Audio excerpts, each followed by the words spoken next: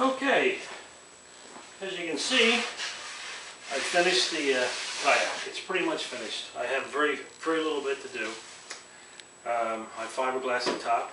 I fiberglass it with an epoxy resin, and it was real slow to set up. It takes a few hours for it to get hardened.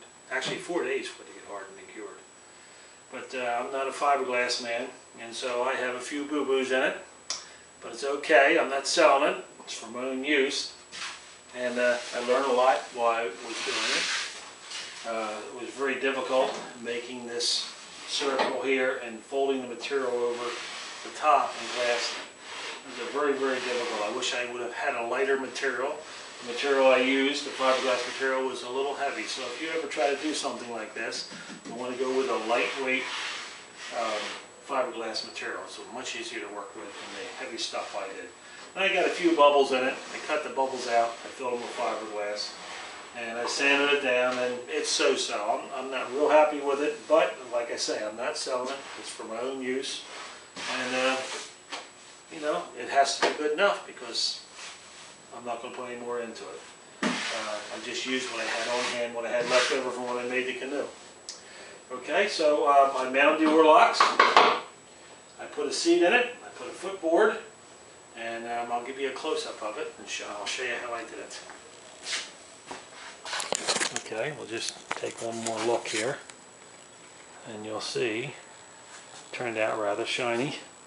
And if you look closely, you can see little dimples and little imperfections in the surface. I didn't spend a whole lot of time worrying about the finish, although I do like the top. The top is darker, a little bit darker than the sides, which kind of makes it look a little classy. And as you can see the front, when I glassed it, the triangles in the corners are at the end of the boat. That's what I originally made the boat out of. That's a cedar, and it was supposed to be a red cedar, you know, a western red cedar. And here we are, we have a western red cedar here. So evidently there's different tones, or maybe different species, that are both called red western cedar.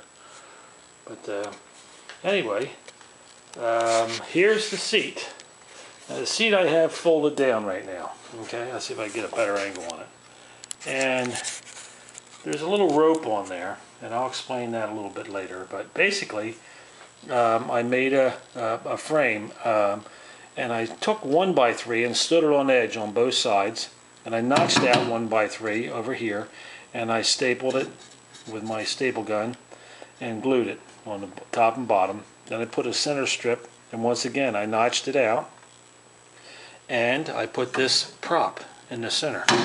Now the gray material you see there is a strapping used to hold up duct work in my attic for my house. I happened to go to Home Depot. I had to get some to when I first moved into this house to straighten the duct work out, because they did a very poor job. And I straightened that all out, and I had quite a bit left over. And it's like about 20 bucks for a roll of it. And it's worth it. It's almost the same thing that you use on chairs, beach chairs. So I just wrapped it around and I stapled it on. I didn't do anything fancy. And I put multi-layers, okay? So now when I go to stand this seat up, I'm going to stand it up like so.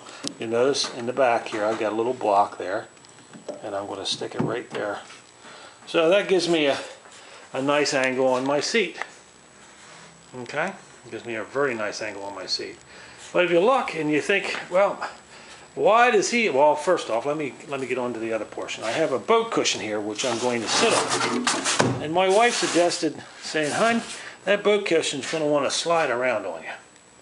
So what I've done is I've taken just a regular old life cushion, and I put some pegs over here in the side. And what I'm going to do is I'm going to just take the handles of this life preserver, and I'm going to slide them over the top here. Okay, and I'm going to do the same over here on this side. Okay, let's see if I can get this over the top. Okay. Well, now, hopefully, and time will tell, I might have to order it because this is all first time, but hopefully that makes a very comfortable seat. The back gives. I won't have no boards digging into my back because of the way I offset the back brace. And it is fairly sturdy. Now you may want to know what the heck the handle there and the rope is there for. Well, if any of you have rowed a boat before, you know you have a rocking motion. And you lean forward and you dip the oars and then you pull back. And that seat being upright would probably interfere with my rowing. So being in a kayak and being that I know it's going to be somewhat tippy, and I don't want to flip this thing. I'm an old man and I don't swim very well.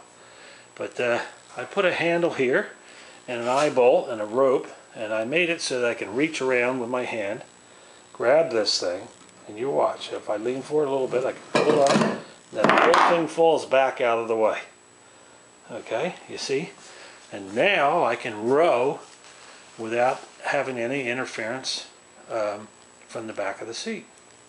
Okay, then the other problem I had, or not really a problem, but the other thing I know is I have to have something to put my feet against.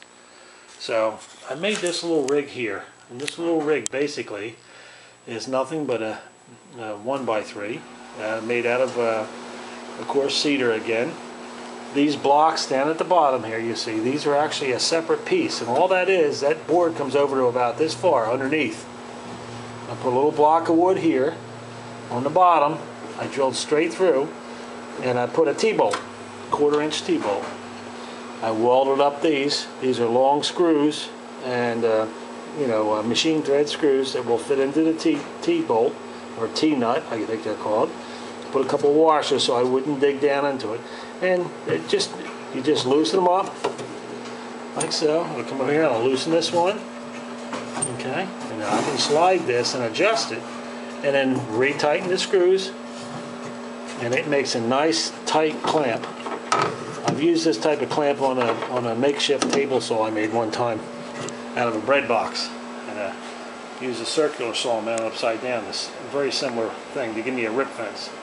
But anyway, that's where I'll put my feet when I go to row. I'm going to stick some pole holders in here and make a few little hangers, a few little hooks or something in here to hang some of my gear, fit some of my fishing boxes. I'm not quite done with it, but as far as the kayak itself, it's pretty much done. Okay, so the next film I'll make will be our maiden voyage. I'm going to take it over, I believe, to a lake in Pflugerville, Texas, and it's a small reservoir, and I'll have my wife or my son film me on our maiden voyage. So I'll catch you then. Bye-bye.